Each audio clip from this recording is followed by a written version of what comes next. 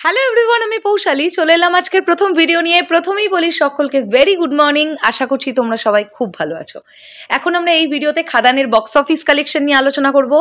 দেখতে দেখতে সিনেমাটা প্রায় 1 মাস হতে গেল সিনেমা হলে মুক্তি পেয়ে গেছে, আর মাত্র 3টে দিন বাকি আছে।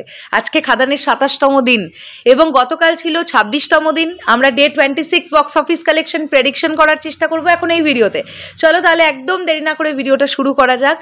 গতকাল দেবদা হল ভিজিটে ব্যারাকপুর অতীন্দ্র মাল্টিপ্লেক্সে গিয়েছিলেন এবং সেখানে একটা হুলুস্থুল কাণ্ড বেঁধে গিয়েছিল। আমি দেখলাম ভিডিওতেও, মানে প্রচুর ক্রাউড, এবং সব থেকে বড় কথা হচ্ছে ওই ক্রাউডকে সামলানো যায়নি।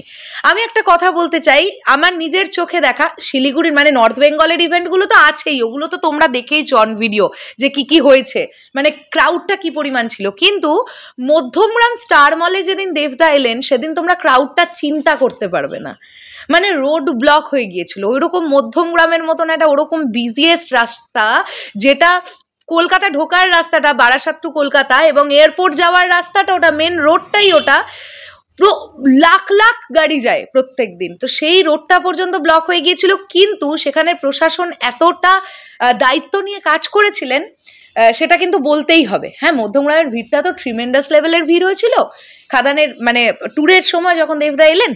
তো গতকাল আমি দেখছিলাম ভিডিওতে ক্রাউড তো প্রচুর হয়েছিল, কিন্তু মহারাজের একটা ভিডিও দেখলাম, মহারাজ করেছে।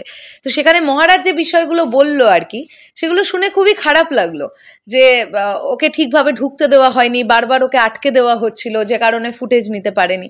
এগুলো শুনে খুব খারাপ লেগেছে। আমি এটাই বলবো যে সকল হল কর্তৃপক্ষরা আপনারা ডিসাইড করবেন বা আপনাদের সঙ্গে টিমের কথা হবে যে আপনাদের হলে দেবদার মতন এরকম একজন সেলিব্রিটি আসবেন হল ভিজিট করতে, আপনাদের অনেকটাই বেশি করে পুরো ব্যাপারটাকে সামলে নেওয়া উচিত, মানে পুরো প্রিপারেশনটা ঠিকঠাক নেওয়া উচিত যে এত ক্রাউড হবে আপনারা কিভাবে সামলাবেন পুরো ব্যাপারটাকে।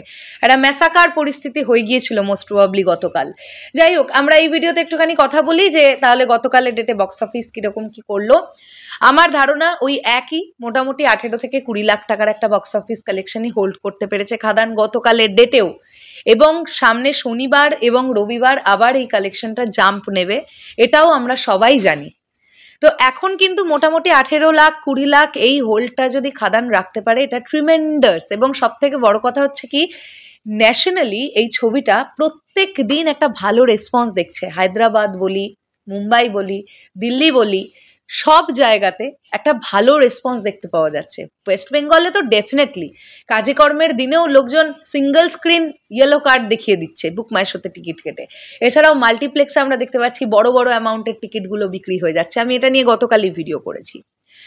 সো এইবার কিন্তু আমরা বলতে পারি যে খাদান যে পরিমাণ বিজনেসটা করলো সেটা দুর্দান্ত একটা বিজনেস, এবং 1 মাস পরে এসে এই সিনেমাটার এক্স্যাক্টলি ব্যবসা কত হলো, আমি অনুরোধ রাখবো প্রোডাকশন হাউসের কাছে যে পুরো 1 মাসের টোটাল বিজনেসটা কত অ্যামাউন্ট হলো সেটা যদি অফিসিয়ালি আমাদেরকে জানানো হয় তাহলে দারুণ মজা পাবো আমরা।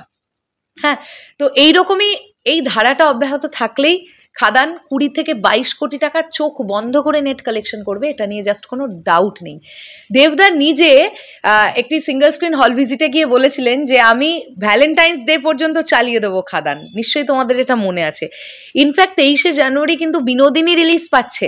তোমরা রিসেন্ট টাইমে দেখবে যে খাদানের যে পরিমাণ প্রমোশন হচ্ছে, প্রায় ধারে কাছের সেম প্রমোশন কিন্তু বিনোদিনী টিমও করার চেষ্টা করছে। নানান মেলায়, নানান পাবলিক পারফরমেন্সে, মানে পাবলিক যে কনসার্টগুলো হচ্ছে সেই স্টেজে গিয়ে বিনোদিনীর প্রমোশন, এবং হরদম ইন্টারভিউ আসছে, রুক্মিণী মৈত্রের ইন্টারভিউ আসছে, রামকমলদার ইন্টারভিউ আসছে। তো এইগুলোও কিন্তু প্রমোশন। এই জন্যেই বলি দেব এন্টারটেনমেন্ট ভেঞ্চার্স যে প্রজেক্টের সঙ্গে যুক্ত হবে সেই প্রজেক্টের প্রমোশন নিয়ে ভাবতে হবে না। তো বিনোদিনীও একদিকে চলবে, অন্যদিকে খাদান চলবে। দেবদা গতকাল একটা কথা খুব ভালো বলেছেন যে 23শে জানুয়ারি থেকে আপনাদের কাছে দুটো অপশানই আছে, প্রথম হচ্ছে বিনোদিনী, দ্বিতীয় হচ্ছে খাদান। আপনারা লক্ষ্য করে দেখুন কতটা ভালো একজন মানুষ। দেবদা নিজে তো খাদানে তো দেবদা নিজে, ওটা দেবদার সিনেমা, রাইট? বিনোদিনীতে কিন্তু দেবদা কাস্ট হিসেবে নেই, দেবদা প্রডিউসার হিসেবে আছেন, যেমনটা খাদানের ক্ষেত্রেও ছিলেন। কিন্তু যেহেতু বিনোদিনী সামনে রিলিজ আর খাদানের অলরেডি 1 মাস কমপ্লিট হয়ে যাবে সেই সময়, তাই লোকজনকে দেবদা বলছেন যে আপনাদের কাছে দুটো option, first option Binodini, second option খাদান।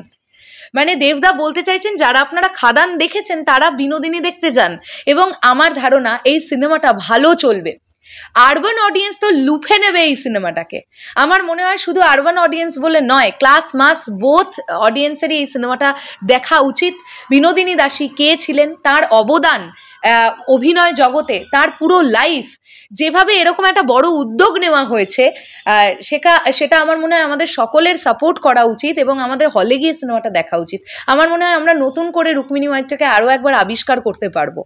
তো আমি তো 23শে জানুয়ারি মানে যেখানে যত তাড়াতাড়ি শো পাবো আমি দেখবো ডেফিনেটলি। তোমরাও দেখো বিনোদিনী, আমি এটাই অনুরোধ করব। তো খাদানের ব্যবসা চলতে থাকুক, দৌড়তে থাকুক, দৌড়চ্ছে অলরেডি, আরও জোরে দৌড়তে থাকুক, এটাই চাইবো। শেষ করলাম ভিডিওটা, আসছি আবার খুব শিগগিরই নতুন কোনো ভিডিও নিয়ে। তাহলে এখনের জন্যে টাটা।